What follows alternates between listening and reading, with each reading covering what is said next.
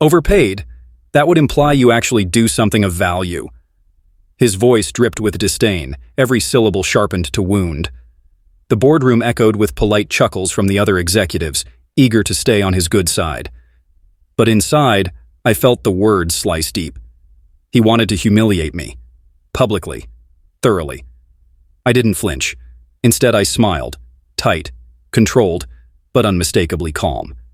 And when he leaned back in his leather chair, basking in his own cruelty, I simply nodded and said one word. Understood. No outburst. No protest. Just a single word. But as I turned and walked out of that glass fortress of an office, my mind was already moving, counting down, 1 step, 2 steps, a plan forming with every breath. Because what he didn't know, and what none of them in that room realized, was that by firing me, by trying to strip me of dignity in front of everyone, they had just set off a ticking bomb. Let's rewind.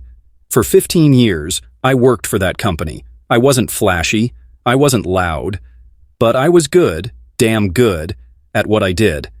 Compliance, risk assessment, contract negotiation, the unglamorous stuff, the fine print that nobody wanted to deal with. They called me the insurance whisperer, because if there was a loophole, I would find it. If there was a clause that could save or sink millions, I'd know. And ironically, that was exactly why they hated me.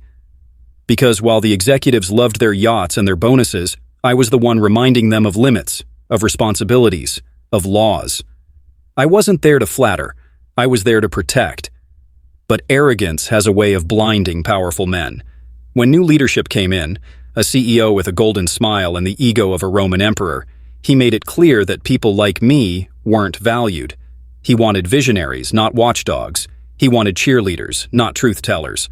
And so the meetings grew colder, my warnings ignored, my contributions dismissed, until that day, that moment, that public execution of my reputation.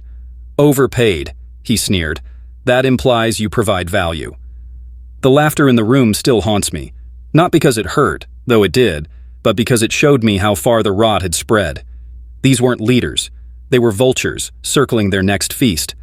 So I left, calmly, quietly, and began counting down. See, there was one little detail they forgot. A clause in the company's $180 million liability insurance policy. A clause I had personally negotiated years ago. A clause that stated, in no uncertain terms, that the termination of the compliance officer without board-approved cause would automatically void coverage. Why? Because insurers don't like arrogance either. They want safeguards. They want guarantees that someone is minding the store. And I was that safeguard. Fire me without just cause and the safety net vanished. Of course, the CEO never read that far. He didn't bother with the fine print. To him, contracts were just paper, obstacles to be crushed under his ambition. So when they forced me out, they thought they'd won. That they'd silenced the annoying voice reminding them of reality. But the next morning, reality spoke louder than ever. I was sitting at home, sipping coffee, when the call came from a lawyer I'd known for years. He didn't even sound surprised, just amused. "They really fired you, huh?" he said. "Yes," I replied, keeping my voice steady. "Well then," he chuckled, "let's read them their future." That morning, the board gathered for their usual meeting. The CEO, smug as ever, strutted in expecting praise for cutting costs. They had shaved off what they considered dead weight, me, and were already talking about funneling the savings into new projects. And then the lawyer read it. One line, just one. By terminating the compliance officer without documented cause, the company forfeits all liability insurance coverage, effective immediately. Silence. Heavy, suffocating silence. $180 million gone. In an instant. You could hear the oxygen leave the room. Executives shifted in their chairs, faces pale, beads of sweat forming on foreheads. The CEO's grin evaporated, replaced by a twitch in his jaw. He stammered, tried to backpedal, claimed it was a misunderstanding. That surely there must be a way around it, but the lawyer simply shook his head. "It's airtight," he said. "This was negotiated years ago by the person you just fired." Every eye turned toward the empty chair where I should have been sitting. Do you know what it feels like to watch arrogance collapse? To see a titan of ego reduced to a child caught stealing candy, it is intoxicating. Over the next weeks, the fallout was unstoppable. Vendors pulled contracts. Partners hesitated. Investors demanded answers. Without insurance, the company was exposed. Every lawsuit, every risk, every potential disaster, now a sword hanging overhead. And then came the actual disaster, a workplace accident. Minor in the grand scheme, but without insurance, it was catastrophic. Millions in damages, millions they couldn't cover. The empire began to crumble. Stock plummeted. Confidence eroded. As for the CEO, he tried to spin it, tried to blame others, but the board turned on him. Fast.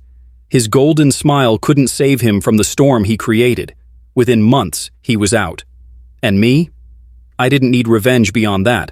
I didn't need to shout or gloat, because justice had already spoken. Sometimes the sweetest revenge isn't loud. It isn't violent. It isn't even planned with malice. Sometimes it's just letting people dig their own graves while you quietly hold the map. Overpaid? He once sneered. No, I was underappreciated, undervalued, but never unnecessary. And the moment they tried to erase me, they erased their own safety. The irony? They had scoffed at me for being a detail guy, for being the one who read the fine print. And yet, it was that fine print, the clause they ignored, that destroyed them. Looking back, I almost feel grateful. Because in firing me, they freed me. Freed me to watch their empire collapse from the outside, coffee in hand, smile on my face. And to this day, whenever I hear someone dismiss the quiet worker, the unseen protector, the person who dots every I and crosses every T, I just think of that boardroom, that silence, that $180 million lesson carved into corporate history. Because in the end, arrogance may build towers, but it's always the overlooked foundation, the one they think is expendable, that decides whether those towers stand or fall.